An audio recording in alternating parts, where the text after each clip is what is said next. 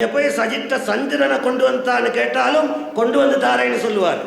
சூரியனை கொண்டு வந்தானாலும் கொண்டு வந்து தாரேன்னு சொல்லுவார். ஏன்னா அவ்வளோக்கு அவருக்கு பிரியம் இருக்கு, அவ்வளோக்கு அவருக்கு செய்யணுங்கிற எண்ணம் இருக்கு.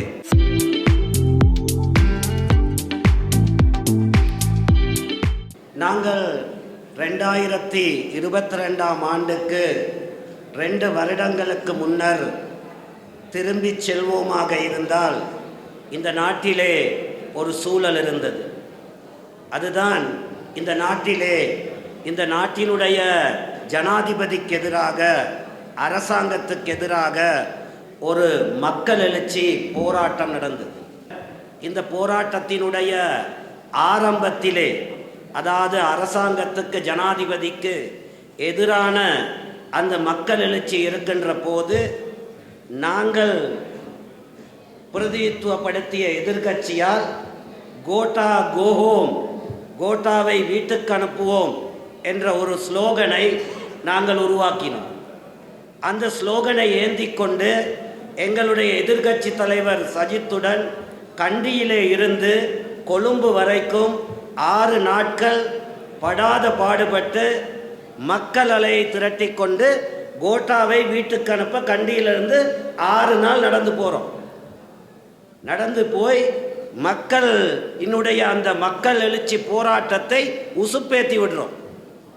சாதாரணமாக சொன்னால் எரியிற நெருப்புல எண்ணெயை ஊத்துறோம். அவை மக்கள் எழுச்சி வந்து முற்றி கோட்டாபே நாட்டிலிருந்து விரட்டப்படுகின்றார். விரட்டப்படுகின்ற போது கோட்டாவை வீட்டுக்கு அனுப்பியோம் என்ற தலைவர் என்ன செய்தார்னா, அவருக்கு முதல்ல வீட்டுக்கு போக ரெடி ஆயிட்டார். அவை நாட்டை தலைமைத்துவம் இல்லாமல் அனாதையாக்கிவிட்டு அந்த தலைமைத்துவத்தை ஏற்றுக்கொள்வதற்கு முன்வரல். அப்ப நாடு என்ன நிலைமையில் இருந்தது எங்களுக்கு தெரியும். இந்த நாட்டிலே பெட்ரோல் இல்லை, டீசல் இல்லை, குழந்தைகளுக்கான பால்மா இல்லை, குழந்தைகளுக்குரிய பிஸ்கட் இல்லை, பெரியோர்களுக்கான மருந்துகள் இல்லை, கிளினிக் போவோமா இருந்தால் வைத்தியசாலையிலே மருந்துகள் இல்லை, பாமசியில் மருந்துகள் இல்லை, மக்கள் அல்லோலப்படுகின்ற நிலை. அது இவ்வாறான சூழல்ல இந்த நாட்டை பொறுப்பேற்று நடத்துங்கள், மக்களை காப்பாற்றுங்கள், மக்களுக்கான மருந்தை பெற்றுக் கொடுங்கள், உணவை பெற்றுக் கொடுங்கள்னு எதிர்கட்சி தலைவரை அழைக்கின்ற போது அவர் பார்த்தது, இப்போ போய் நான் இந்த அரசாங்கத்தை எடுத்தனா இருந்தா இனி வாழ்க்கையிலேயே எனக்கு அரசியல் செய்யலாம் போயிடும், இருக்க எதிர்கட்சியும் இல்லாமல் போயிடும், என் கட்சி இல்லாமல் போயிடும் என்று தன்னுடைய கட்சி, தன்னோடு இருக்கின்ற அந்த பாராளுமன்ற உறுப்பினர்களை பாதுகாத்து கொள்வதற்கு யோசித்தாரே ஒழிய கஷ்டப்படுகின்ற மக்களையோ, அந்த வீதியில் இருக்கின்ற மக்களையோ, அங்கே இருக்கக்கூடிய அந்த கலவர சூழலிலே அடுத்து என்ன நடைபெறப் போகின்றது என்ற வேதனையோ அவருக்கு இருக்கல். ஒவ்வொரு நாளும் 3 தடவை மீட்டிங் போடுவாங்க. போட்ட மீட்டிங்லாம் பேசினது மக்கள் துயரத்தையோ, மக்கள் துன்பத்தையோ, மக்கள் கஷ்டத்தையோ, நாடு இருக்கிற நிலைமையோ அல்ல. நாங்கள் எப்படி எங்களோட கட்சியை காப்பாற்றிக்கிறது, நாங்கள் எப்படி எங்களோட MP பதவியை காப்பாற்றிக்கிறது, நாங்கள் எப்படி எங்களை வருங்காலத்தில் அரசியல் செய்கிறது என்பதை தான் பார்த்தால்களே ஒழிய நாட்டையோ மக்களின் நிலைமையோ பார்க்கல். அவை அவ்வாறான ஒரு இக்கட்டான சூழலிலே இந்த நாட்டை பொறுப்பெடுத்து காப்பாற்றிய தலைவர்னா அது ரணில் தான் என்பதை இந்த இடத்திலே நாங்கள் மிக தெளிவாக கூறி வைக்கிறோம்.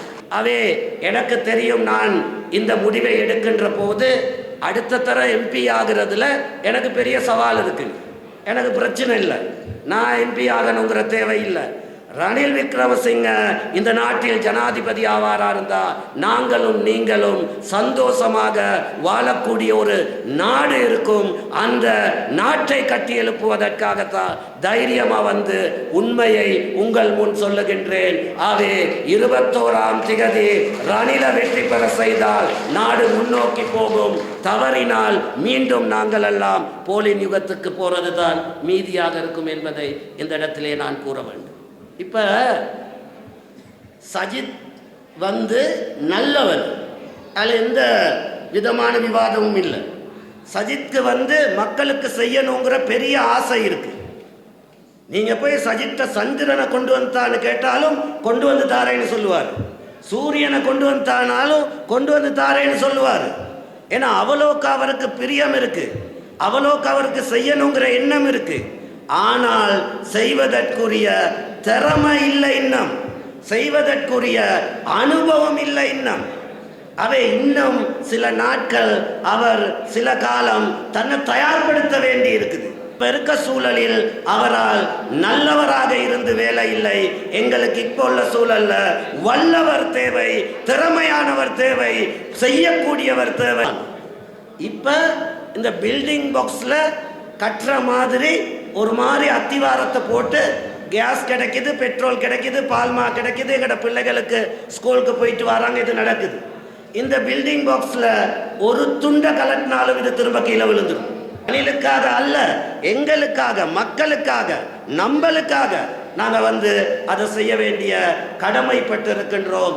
இல்லைன்னா நாங்கள் மீண்டும் அந்த பழைய யுகத்திற்கு செல்ல வேண்டிய நிலைமைக்கு நாங்கள் தள்ளப்படுவோம். அவை யோசிங்க. யாரும் எந்த கட்சிக்கும் எழுதி கொடுக்கப்பட்டவர் அல்ல.